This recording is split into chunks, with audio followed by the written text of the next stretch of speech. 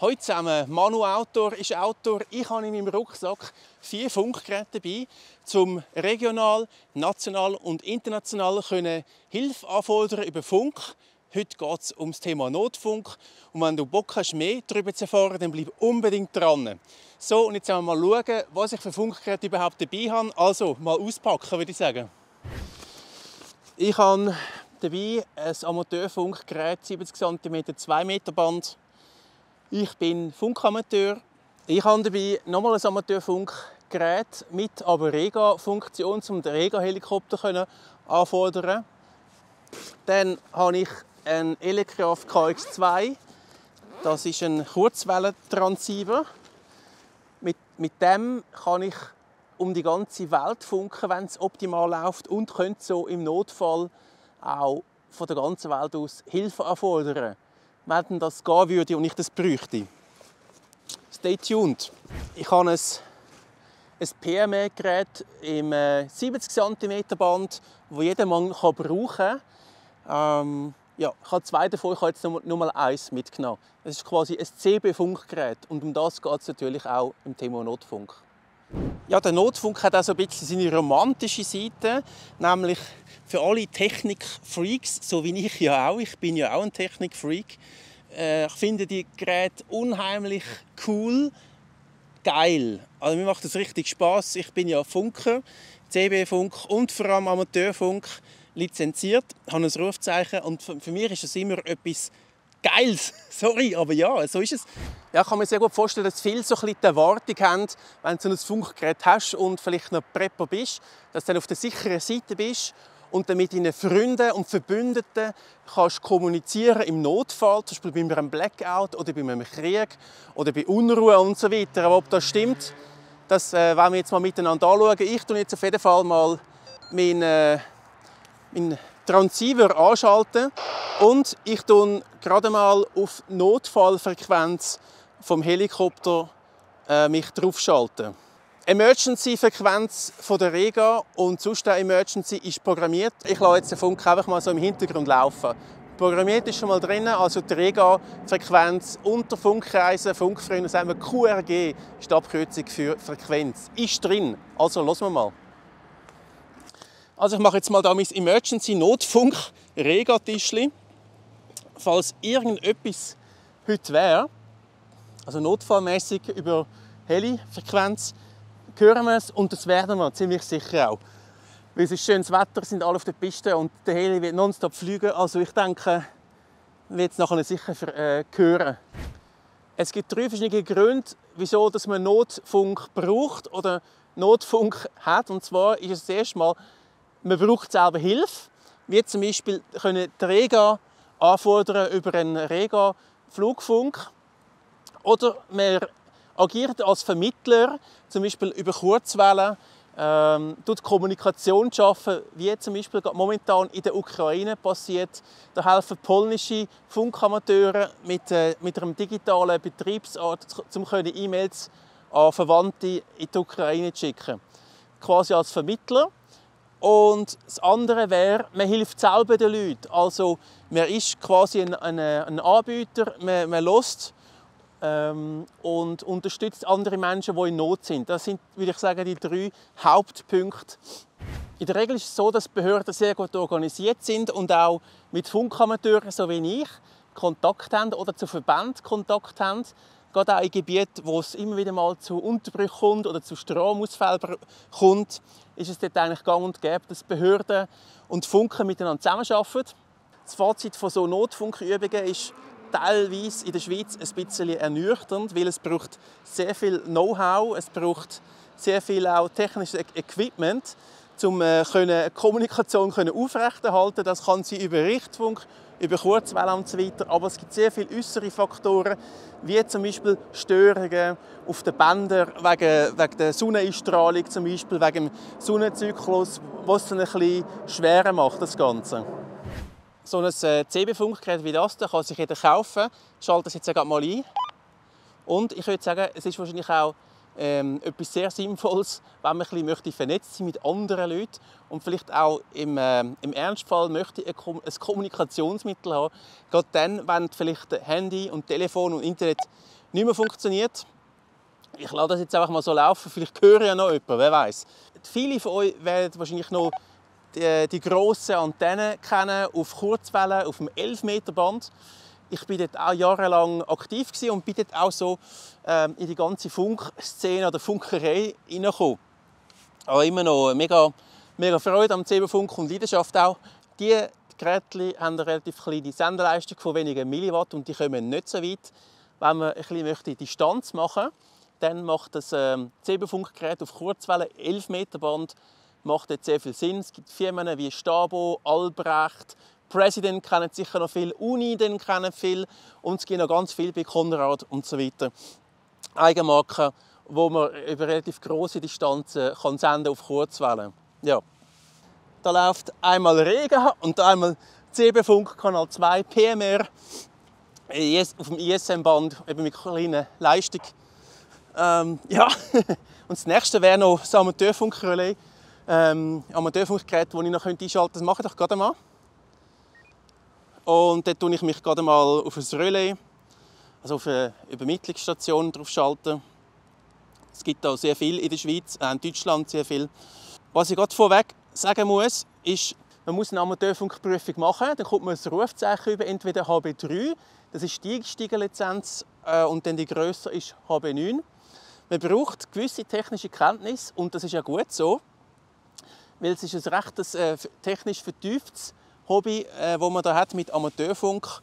Und es geht vor allem darum, dass man keine Störungen produziert, dass man sich auskennt, ein bisschen mit Antennenbau, mit den Gesetzen sich auskennt. Ich finde das mega wichtig.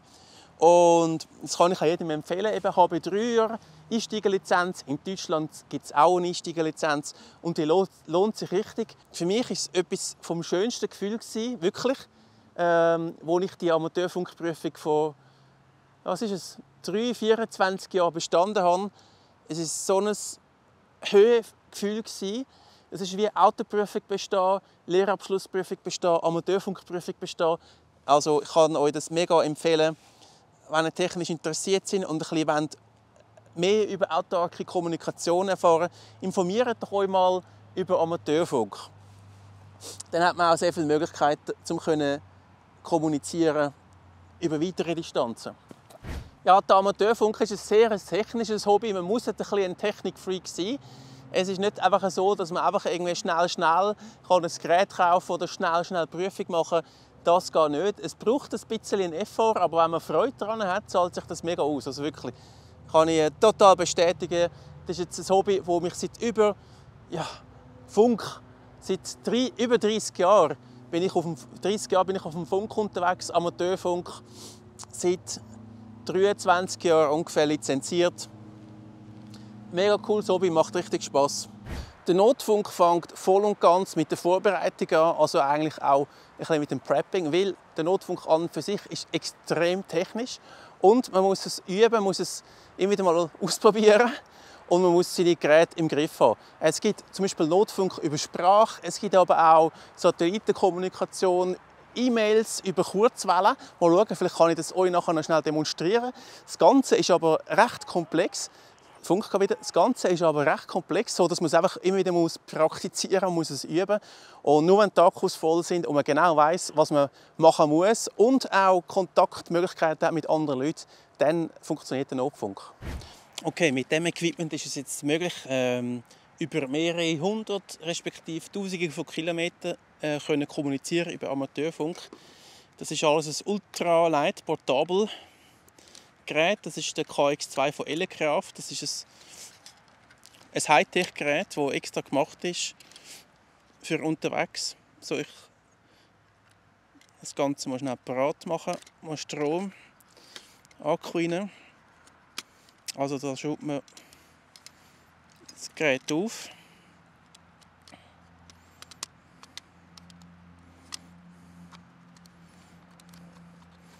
Wenn man will, man kann auch einen externen Akku hängen. Ja. Aber so ist das Ganze doch schön kompakt. So. Dann kann ich den auch einschalten. Et voilà. Habe 9 TIA, unser Rufzeichen ist QRV, steht da. Antenne muss ich noch anhängen und das Ganze auch mit dem 6 Meter Teleskopmast, das mache ich jetzt doch gerade mal. So, ich mache da gerade mal das eine Antennenende von dem Dipol an. Dipol, das ist eine Antennenart, das ist eigentlich die ursprünglichste Antenne, die man haben kann. Man hat quasi einen Pluspol und einen Minuspol, wo sich die elektromagnetischen Wellen ausbreiten. So, das Ganze kommt an das Ende von dem Teleskopmasten. Da tue ich jetzt einfach mal da so rein. Das ist die einfachste Variante, Zugsentlastung. Ja, das ist da recht filigran. Es gibt noch ein Element, aber das sollte man nicht rauslassen. Ja, das Ganze mal aufstellen. Ich habe hier einen 6 Meter Fiberglass Ultralight Teleskopstab.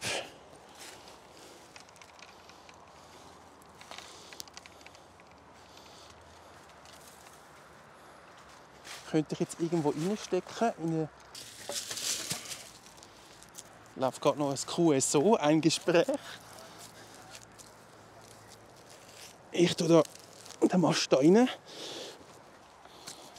Ja, ich könnte jetzt noch mit der Axt das Ganze noch mehr verstärken.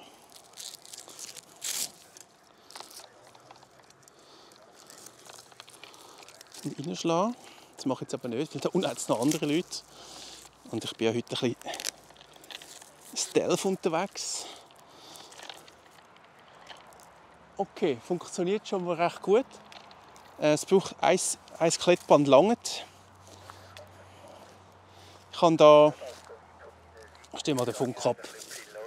Wer funkt denn da? 40 Meter ist offenbar. Ja, da höre ich gerade, wie die Amateurfunker austauschen.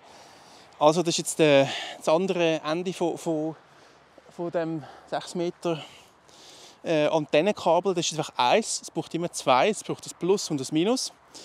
Das stecke ich jetzt mal ein und nachher das andere lege ich quasi auf die Erde legen, als Erde quasi als Minus. Also das Ganze wieder mal am KX2. Ich habe das Funkgerät eingesteckt. Machen wir das Mikrofon gerade an. So. Und das hier ist quasi der Erdpol, das Gegenstück, weil die Wellen müssen sich ja irgendwie verbreiten und das machen sie meistens, sage jetzt mal, banal, wenn sie sich abstoßen. Und das passiert an der Erdoberfläche. Und ja, elektromagnetische Wellen. Also das gelbe Ende, das habe ich jetzt hier einfach am Boden ausgelegt. Und was ich jetzt mache, ist, ich mache nichts anderes als Funk, also Amateurfunk. Schalten wir das Teil nochmal ein. Ich habe vorne ausgeschaltet. Ich kann hier auf verschiedene Frequenzen funken. Eben, es braucht dazu eine Lizenz, eine Ausbildung. Das ist klar. Ich tue mal schnell. Ich muss das Ganze abstimmen. Ich habe einen Tuner eingebaut bei diesem Gerät. Mal schauen. Wunderbar. SWR 121. SWR kennen vielleicht noch die einen vom CB-Funk. Mal schauen, ob ich eine Station erreichen. Also ich bin jetzt gerade eben dran. Ich habe mein Amateurfunkgerät Portable Transceiver eingeschaltet. Und ja, und auf 18 MHz bin ich auf ein Signal gestoßen, das ziemlich sicher von einer Radarstation ist, wo an den Horizont strahlen und nachher die Wellen reflektiert werden. Das ist also sehr gut möglich, dass es von Russland ist, ziemlich sicher, oder von China. Das ist normalerweise so. Das sind bekannte Stationen, die über den Horizont Radar machen. Das funktioniert, um Truppenbewegungen nachzuvollziehen. Das tönt dann nicht so, also die haben recht ein breites Spektrum. Das ist so eine Station. Das sind so Impulse. Gehört da. Das ist über 70 kHz. Wo fängt es an? 18,6, 1,6. 18,8, ja. Over the Horizon Radarstation. Das sieht man auch am Pulsieren. Weil die immer ein kleinen Radarimpuls loslassen. Das sieht man auf dem. Also man hört es nicht nur, sondern man sieht es auch, wie das pulsiert. wie das flackert. Und das sind so typische Radarstationen. Ja, gibt es leider auch auf dem Funk. Und das ist eben auch etwas, was ich vorhin kurz angesprochen habe. Das ist ja Abschalten. Das Ganze ist auch sehr anfällig auf Störungen, der ganze Funk, der Amateurfunk und aber auch der CB-Funk. Weil wenn natürlich jemand anders stört, und es gibt immer wieder Störsender, die sind gewollt oder ungewollt. Das gibt es zum Beispiel auf CB-Funk. Gibt es Radio für Russland und sonst irgendwelche Piratensender, die reinstören und das verunmöglicht nachher auf dem Kanal oder auf dieser Frequenz oder sehr breiten Frequenzspektrum nach einer jegliche Kommunikation über Funk. Das ist sehr schade. Das ist aber auch der Punkt und der Appell an euch. Kauft Geräte, die legal sind, wirklich nur Geräte, die legal sind. Macht die Prüfungen, wenn ihr eine Prüfung braucht. Weil sonst gibt es genauso Störungen. Und es wird mit so gewaltigen Senderleistungen umeinander gesendet und es wird einfach gestört und das Ganze macht das kaputt. Und so könnt ihr es dann eigentlich mit Notfunk vergessen, wenn alle auf einmal senden. Oder Babyphones, die nicht erlaubt sind in der Schweiz. Da kenne ich auch x Fälle, wo ich sogar schon eins gepeilt habe und so weiter. Also das ist dann wirklich crazy, weil du Privatsphäre lässt grüßen, oder? Ja, ich höre eine Station im Hintergrund. Da muss ich jetzt nicht rufen. Durch eine andere Frequenz. Das sind atmosphärische Störungen von der Ionosphäre, also von der Erde. CQ, Hotel Bravo 9, Tango India Alpha Portable, CQ, Hotel Bravo 9, Tango India Alpha Portable, CQ, Hotel Bravo 9, Tango India Alpha Portable, QRZ. Ich mache jetzt das CQ, CQ, ich suche jemanden. Ja, das ist ein bisschen schwierig, weil es sind im Finns noch andere Stationen, die habe ich jetzt nicht gehört. Portanto, não era por aí. Ou simplesmente não estava a escutar nada. E de resto, não há sinais. Portugal do Brasil. Vocês aqui. Tango to Hotel United, Charlie. Tango to Hotel United. Charlie Tango 2, das ist Take your contact, Charlie. Tango to Hotel United, Charlie. Tango to Station. Hotel Bravo 9, Tango Italy America Portable. Na, der lässt gar nicht. Okay. Das ist für das Radar, definitiv. CQ Hotel Bravo 9, Tango India Alpha Portable, CQ Hotel Bravo 9. Tango India Alpha Portable, CQ Hotel Bravo 9, Tango India Alpha Portable, QRZ. In meiner Antenne da, mal schauen. Portable CQ Hotel Bravo 9 Tango India Alpha Portable QRZ. CQ Hotel Bravo 9 Tango India Alpha Portable CQ Hotel Bravo 9 Tango India Alpha Portable QRZ. Also ich bin jetzt natürlich ein bisschen im Wald und ich lupe da mein CQ, dass irgendjemand mir antwortet. Das ist jetzt kein Notfall oder so, aber nichts, es antwortet niemand. CQ Hotel Bravo 9. Ja, das ist so ein bisschen der bittere Nachgeschmack von dem Funk. Es antwortet mir einfach niemand, das hört mich vielleicht jemand, aber es ist gar noch Contest, es läuft sonst noch etwas auf dem Funk. Ja, hat jetzt gerade niemand Lust, mit mir zu reden. Es gibt auch nicht mehr so viele Funker. Antenne ist gespannt, das müsste eigentlich schon klappen. Innerhalb von Europa müsste es eigentlich relativ gut klappen. Momentan ein bisschen tote Hose ist noch ein französischer Wettbewerb, der am Laufen ist. Und da sind die Leute eigentlich recht gut bedient mit dem. Also Notfunk, so, ja, müssen wir schauen, es gibt internationale Notfunkfrequenzen. Und darum ist eben auch die Vorbereitung ist alles. Ich kann jetzt nicht auf die Notfunkfrequenz gehen, einen Notfall ausrufen, das muss ich nicht. Aber die Frequenzen sind bekannt, die könnt ihr auch googlen. Ich wollte aber gleich mal schnell ein Szenario durchspielen. Ich hätte jetzt einen Unfall. Sagen wir mal, ich bin gestolpert und ich möchte jetzt den Regen alarmieren. Ich habe hier mein Funkgerät mit Frequenz auf 161,3 MHz eingestellt plus einen Subaudioton von 123 Hz. Rega-Test bitte quittieren von Hotel Bravo 9 Tango India Alpha.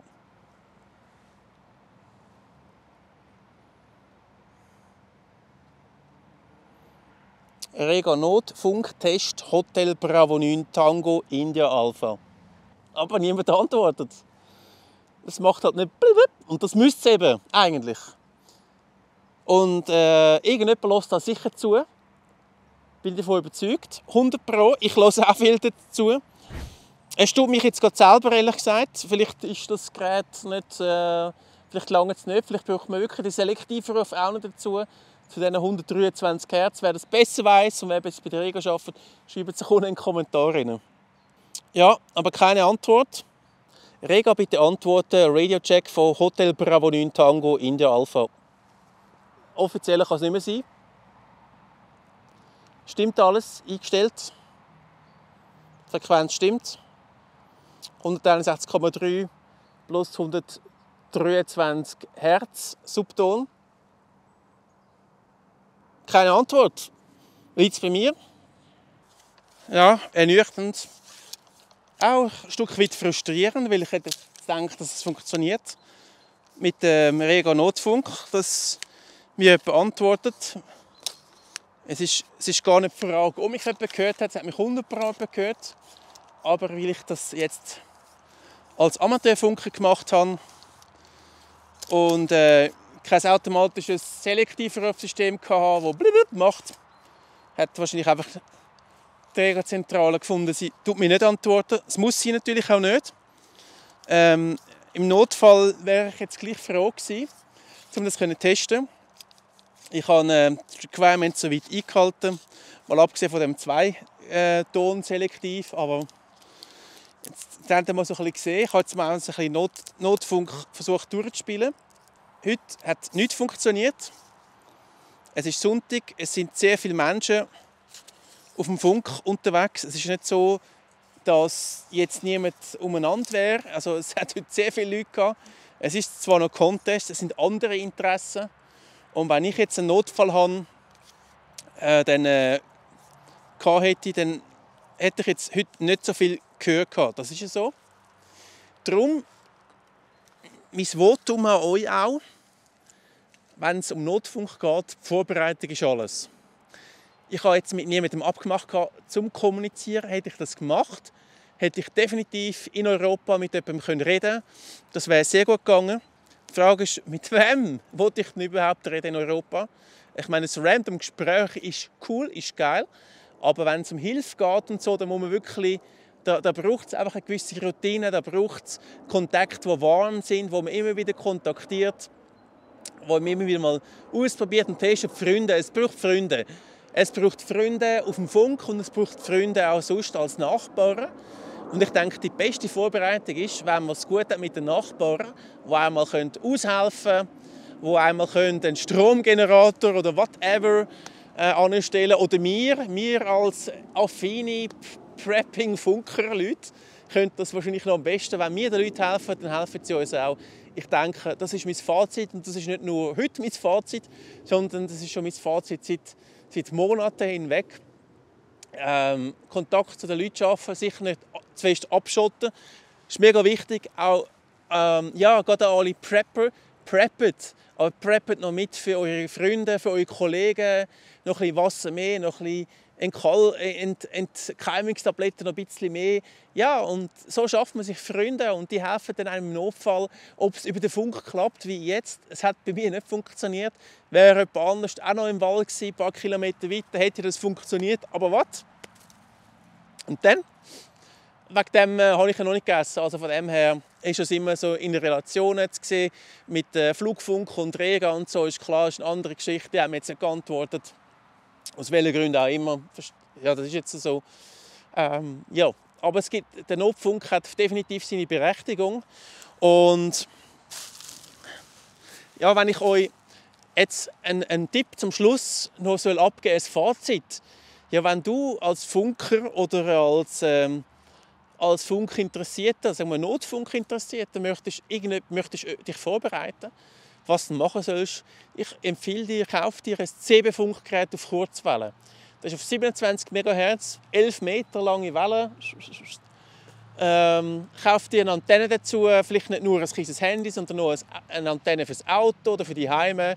Ich meine, die Antennen, die Heime sind lang, die sind 5 Meter lang, 5,5 Meter. In der Regel Autos sind es die Hälfte davon, 2 Meter. Die sind lang, wirklich gross und lang oder vielleicht ein bisschen kleiner mit der Spur lang.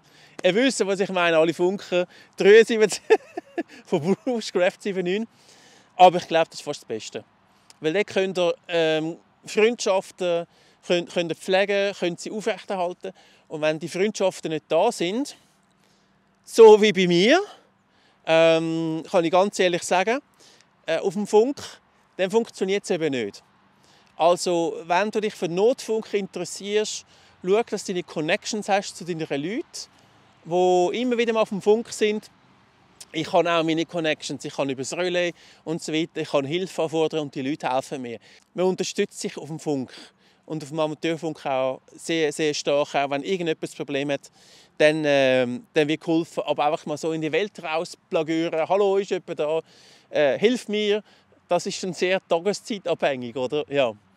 Aber ja, Freunde und Kollegen auf dem Funk ist Gold wert. Und wenn jemand mal ein Problem hat, dann ist die Solidarität sehr, sehr gross.